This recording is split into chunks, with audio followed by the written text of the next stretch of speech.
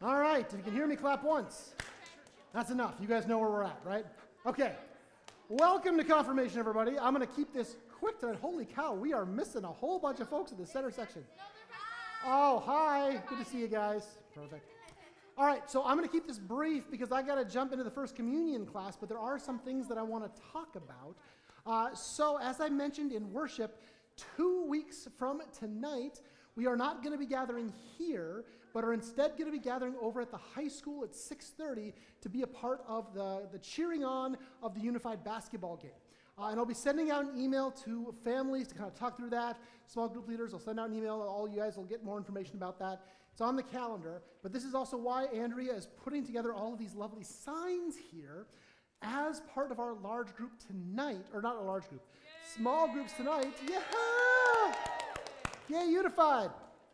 As part of our small groups tonight, in addition to our usual worksheets that you guys all have in your folders, there's going to be a pile of these posters for each group to take, and also grab a handful of markers from that bin over there to decorate these really colorfully and beautifully for us to use to cheer folks on 2 weeks from tonight. So when you break into small groups, small group leaders, if you want to grab a stack of these as well as a handful of markers, make sure not to take more than a handful so everybody has a chance to grab some. And then at the end of confirmation tonight, when you drop off your folders, you can also drop off your markers and the posters at that same table. Anything I'm missing with that, Andrea? Okay. Some are going to get white, some are going to get yellow. They're all colorful. It's all going to be a lot of fun. Yes. So tonight, since I am going to be in with the First Communion folks, Pastor Daphne, raise your hand, Pastor Daphne, wave around, say hello to everybody. Woohoo, Pastor Daphne! Pastor Daphne is going to be leading you guys through a conversation about one of my absolute favorite people in the Old Testament, who is Ruth. Ruth and Naomi are the two people we're going to be talking about mostly tonight.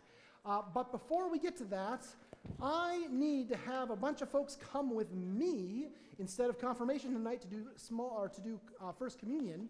So I need Ainsley Peterson, Lexi Jacobson, Morgan Jacobson, Mila Borsich, Elliot Peterson, Josie Young, Blake Singer, and Jericho Sennenfelder to come with me over to the other room. You guys all listen to Daphne. Have a great night.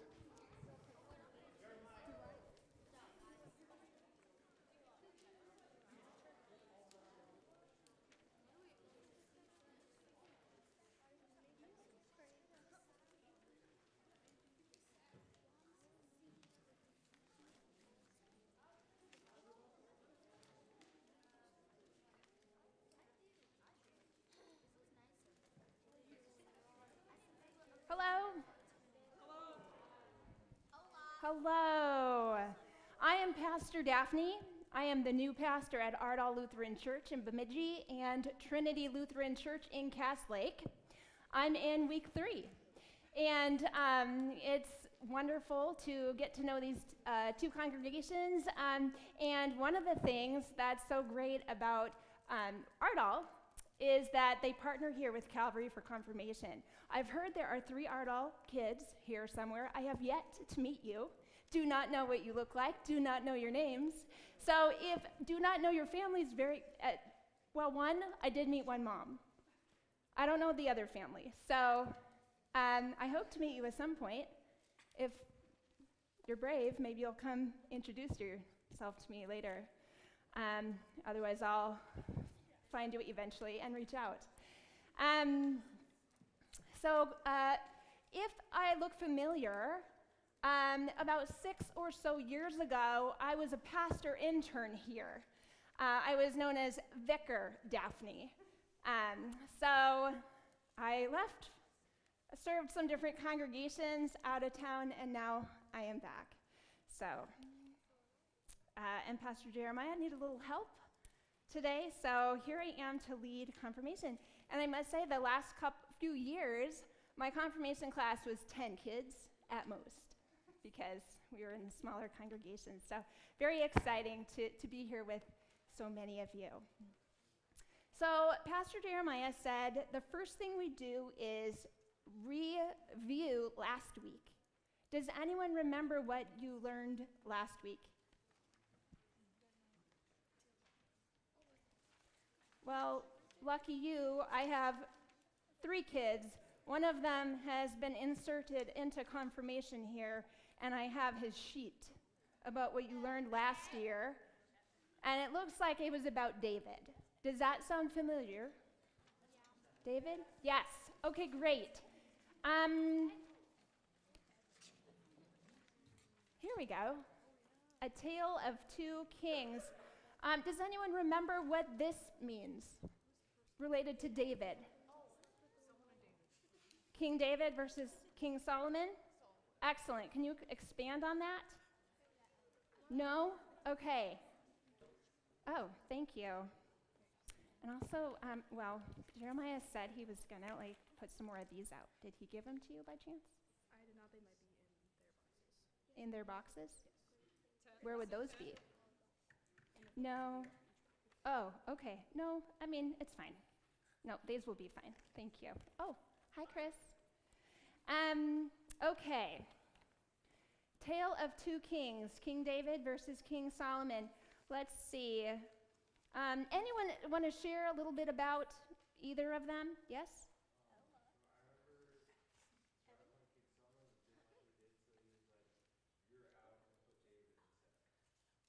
Awesome. Okay, so God liked King Solomon for a great while, and then one day he didn't. And he didn't give him help anymore to be a good king, and he said he was out, and King David came in. Is that what you said? Oh.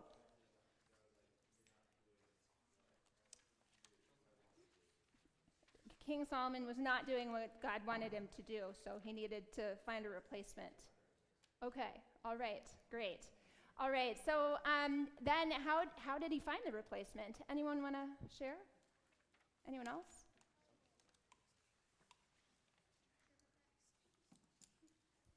No? Pretty quiet. Okay, that's all right. You don't know me. I understand. All right, well, let's see. Here's a slide about Samuel, God's prophet and kingmaker. All right, so David was found. How was David found? You remember? What was he doing when he was found? Was he in a palace? No, he wasn't. He wasn't. Was he in a field? Yeah, he was in a field. Was he an only child? No, he wasn't. He was the youngest of how many? 8 or 10, right? Yeah. Were there any girls in the family? Doesn't really matter, but no, there were all brothers. And was David the super strong kid? Super strong? No, he wasn't. But God saw something amazing in him, didn't he? He did. He saw something amazing in David. And David did some great things with God's help. Something about a slingshot and a guy named Goliath, right? And then eventually he became a king. Somehow. Do you remember? This is not as eloquent as Pastor Jeremiah does. Chris, am I doing okay? You're doing fine. Okay, great. All right, well, read your sheets from last week about David and kind of be reminded, because I heard there's a test and there's probably going to be questions on it about it. But we're going to move on to Ruth. Has anyone heard the story of Ruth? You have. Great. Yes, Teresa, excellent. So Ruth is a short story in the Bible. It's a book of Ruth. It's pretty short, but it's important. It's very important. So today,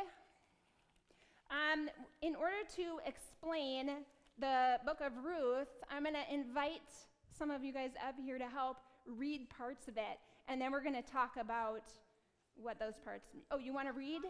Okay, great. So we'll do that in here just a minute. First, we're going to go through some words because they're a little hard to understand. So, well, Ruth is not hard to understand, but here's a little background on Ruth. Okay, no, let's start with Naomi. Let's start with Naomi. So Naomi, she was married and she had 2 sons, and we'll hear this in the story. And then her sons, they both ended up having wives, and Ruth was one of them. Okay, so that's a little bit there. Here's an interesting word. How do we say this word? Boaz. Boaz. So he's in the story. This is a guy. All right. Here's another word. Moab. Very good. That one you got. What about this one? Moabite. Very good. Has anyone heard of this word? Bethlehem. Right. Oh, here's a harder one.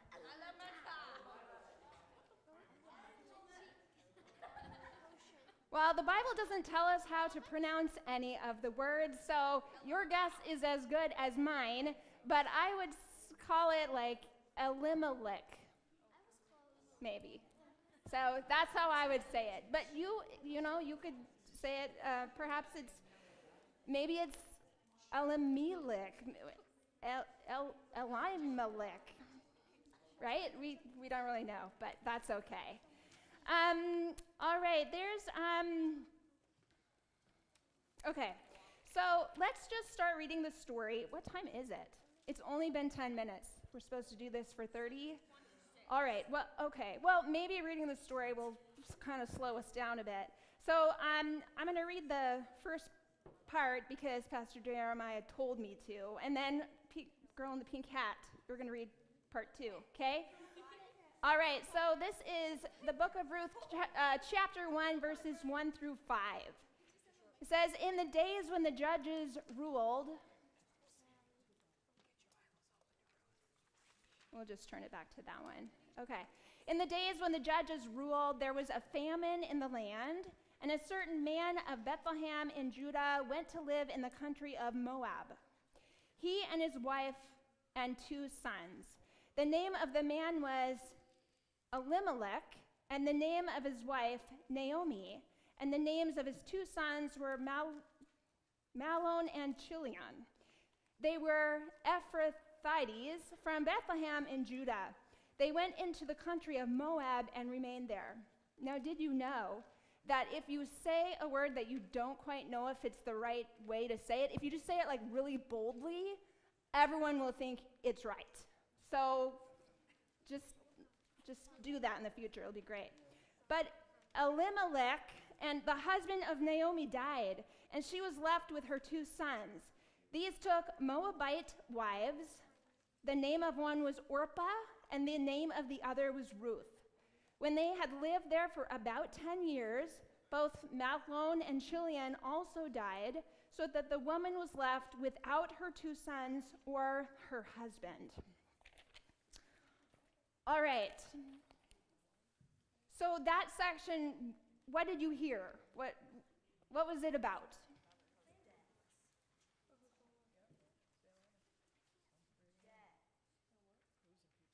There was a man who had a wife. Her name was Naomi. They had 2 sons who married, and then the husband died, so the dad died, and then over time, like 10 years later, the sons died. And so then who was left? Naomi and her 2 daughter-in-laws, Ruth and Orpah. All right, section 2. Come on up.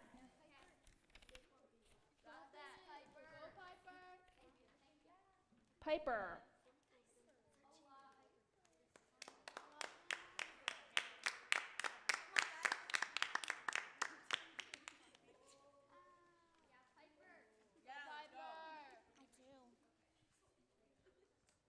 Then she started to return.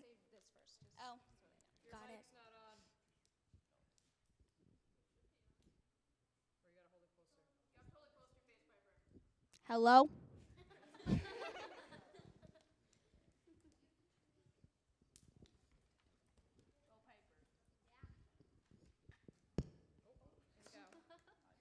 Ruth chapter 1, verse 6 through 9. Then she started to return with her daughters-in-law from the country of Moab, for she had heard in the country of Moab that the Lord had consideration for his people and given them food. So she set out from the place where he had been living, he and her 2 daughters-in-law, and they went to their way to go back to the land of Judah. But Naomi said to her 2 daughters-in-law, "Go back, each of you, to your mother's house. May the Lord deal kindly with you as you have dealt with the dead and with me. The Lord granted you and may find security, each of you in the house of your husband." Then she kissed them, and they wept out loud. All done. Great. Great job. All right, so what does this part of the story, what is it saying? It's okay. All right. So one thing to know about this time period is that women had no power, they had no money, they had no land, they had no job. They were not allowed to. Men could have money, men could have land, men could have jobs. So if a woman's husband died, she would go and hang out and be a part of her sons and their families so that she could have food, so that she could have a house and things. But this Naomi, her sons both died, and she had daughter-in-laws, but they were not allowed to have land. They were not allowed to have money. That means they did not have food. So Naomi said, "I need to go back to my homeland with my family who raised me, because then they will take care of me, and they will give me food, and they will give me shelter and protection and all that."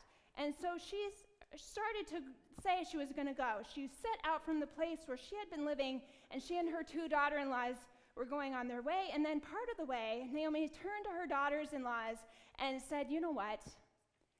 You're Moabites. You are not Israelites. You can come with me, but you will be vulnerable in my land because you are outsiders in Israel.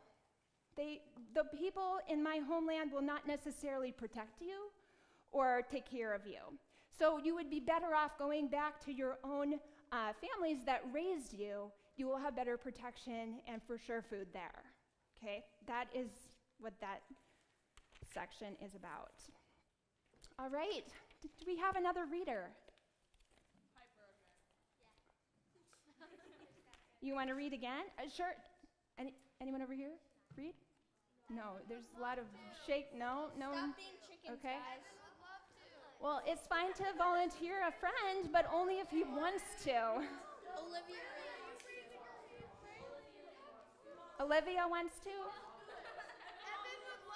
It doesn't look like he wants to, but maybe later. We've got a few sections, okay? Anyone over here? You will? Okay, great. Come on up.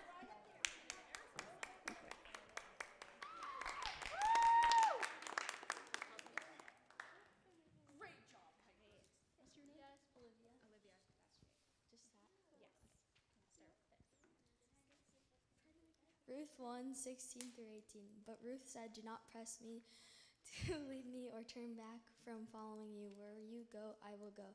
Where you lodge, I will lodge. For your people shall be my people, and your God, my God. Where you die, I will die. There will I be buried. May the Lord do thus and so to me, and more as well. Even death parts me from you." Now, when Naomi saw she was determined to go with her, she said no more to her.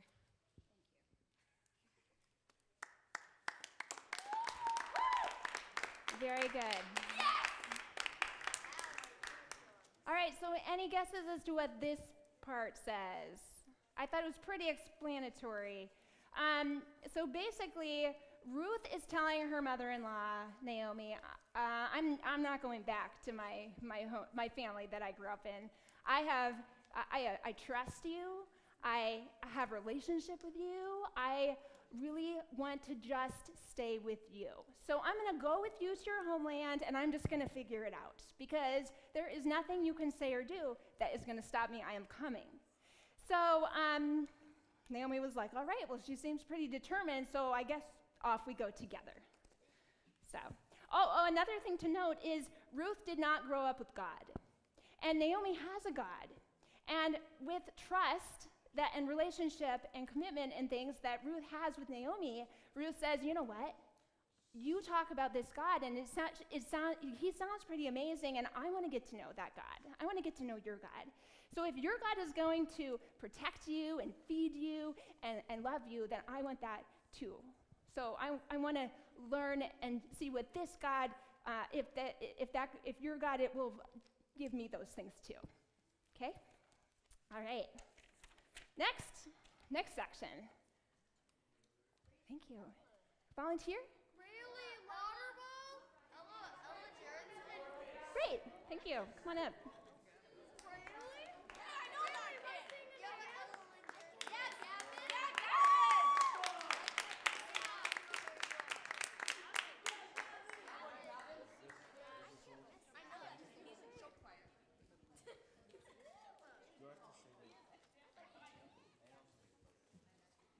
This is Ruth 1:22 and then 2:3.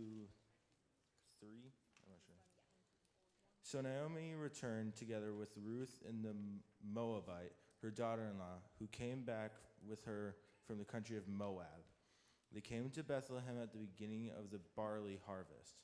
Now Naomi had a kinsman on her husband's side, a prominent rich man from the family of Elimelech, whose name was Boaz. Is it Boaz? It's Boaz. And Ruth and the Moabite said to Naomi, "Let me go to the field and glean among the ears of grain behind someone in whose sight I may find favor."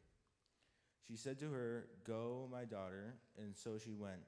She came and gleaned in the field behind the reapers. As it happened, she came to part of the field belonging to Boaz, who was of the family of Elimelech.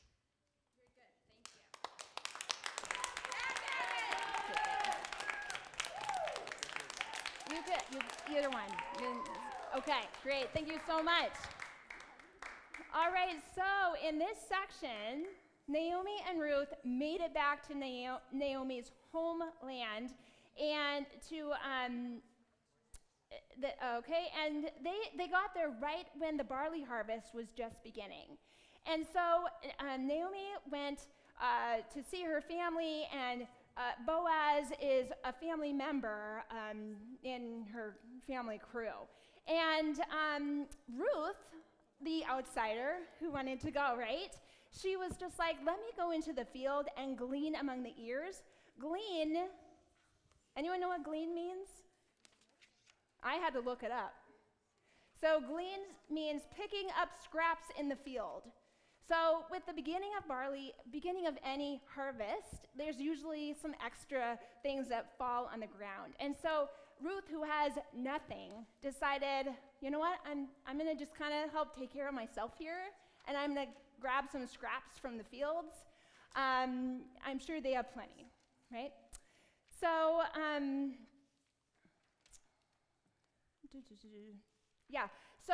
the field that she went to happened to be part of the land that Boaz owned, and Boaz is a family member of Naomi.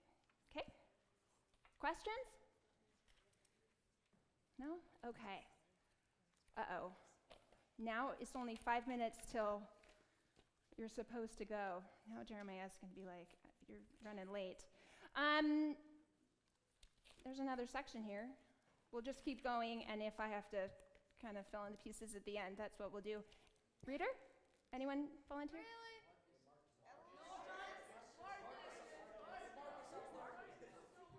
Marcus doesn't seem like he wants to. Do you want to? I don't know. No? Okay. I think Evan wants to. Evan, you should go up. Evan, need a 6th grader. Have your son do it. Yeah. We need a 6th grader. These are 6th graders? Yeah. Oh. Sinead has done it. 6th graders. 7th graders? 8th graders? Okay. Great. Come on up.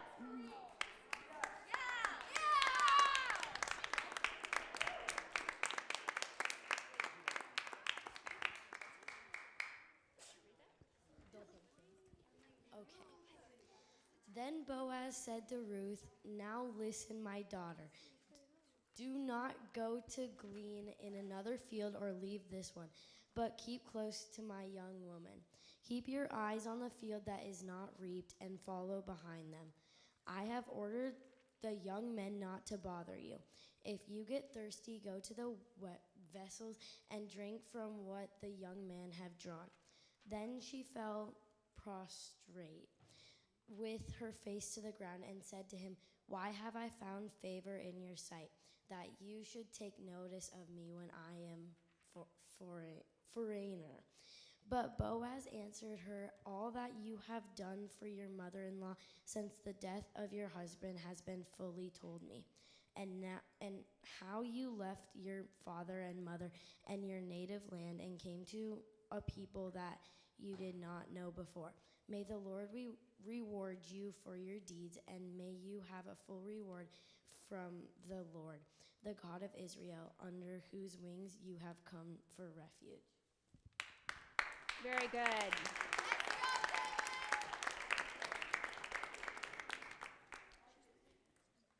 Okay, so first of all, prostrate, I looked that one up too, means to lie stretched out on the ground, usually face down. It's a sign of knowing that you're lower in status than the one who owns the field. So that was her way of showing that to Boaz. So Boaz comes and talks to Ruth, which is pretty remarkable, not very common when there's an outsider. But Boaz comes and talks to her and says, "You're fine gleaning here. You don't have to go to any other field. I'm going to take care of you. I'm going to keep the young men away from you. You just take what you want. You're fine here. And I know your mother-in-law. She's amazing, and if she brought you here, then you must be amazing too, and I'm going to take care of you." So Ruth thought she was invisible. She thought, nobody is going to talk to me. I'm an outsider. I talk different. I probably look different. You may know how that feels. And Boaz said, "No, you're not invisible. My God says, I am to take care of all of my people here, whether they have come on their own or I've invited them. And since you're here, I'm going to take care of you too." So that's wonderful. Okay. We have 2 minutes. I'm just going to kind of tell you a little bit about the end here, and I better kind of let you go on time. Jeremiah probably would prefer that. I don't take all your hour up just with this. So the next part, Naomi, I can read it quick too. Naomi, her mother-in-law, said to her daughter, "My daughter, I need to seek you some security, as it may be well with you." So basically, Naomi is saying, I'm old, and my family will take care of me, but you are young, and you don't have as much protection as I do. So what I need you to do is marry again. So I'm going to, when Boaz is done with his day, I want you to come, and I want you to lay at his feet, and basically just be with him when he's done at the end of the day, and kind of sit with him. And this shows Ruth's vulnerability, that she is a servant and she is seeking protection from Boaz. Okay? So Naomi instructed her. Ruth did exactly what Naomi said. And when Boaz was done eating and was content at the end of the day, and he laid down or whatever, she came over and quietly laid near him. And he was like, "Who are you?" Because it's dark, you know. And she explained, "I am Ruth, your servant. Spread your cloak over your," some things. Okay, I want your God to bless me and take care of me, basically. But I am a servant to you first and foremost. And Boaz said, "Do not be afraid, I will take care of you." And then Ruth said, "What I really want is to become your bride." And then Boaz eventually said, "Yes, I will marry you." And Ruth gave birth to a son. And so now Ruth has purpose. She is a wife and she is a mother. And she is being taken care of, and she has security and protection. And Ruth is happy to let Naomi hold her child. And Naomi now has purpose. She is a grandmother, and she is a nanny, and she is a nurse, and she gets to take care of this little child. And so Naomi became the great-great-grandma of King David, and eventually an ancestor of Jesus Christ. So anyways. All right. Yes? Go ahead. Yes. Because we only have so much time tonight, and these are for our friends who play on the unified team. I don't want us to rush and scribble through them, right? They deserve to have really great, beautifully designed coloring and stuff like that. So just put your effort into it, and if we have to get those signs back next week, we will have time during our group to do that too, right? So that we're not just tearing them all Sure, up. yeah. We want to be able to present them and cheer on our unified team on the 4th with really great signs that reflect the love that we have for our team, the love we have for the community. So if you don't get them done tonight, just turn them back in and we'll finish them next week. Okay. So now your break for small groups. Come and get a sign or two and a handful of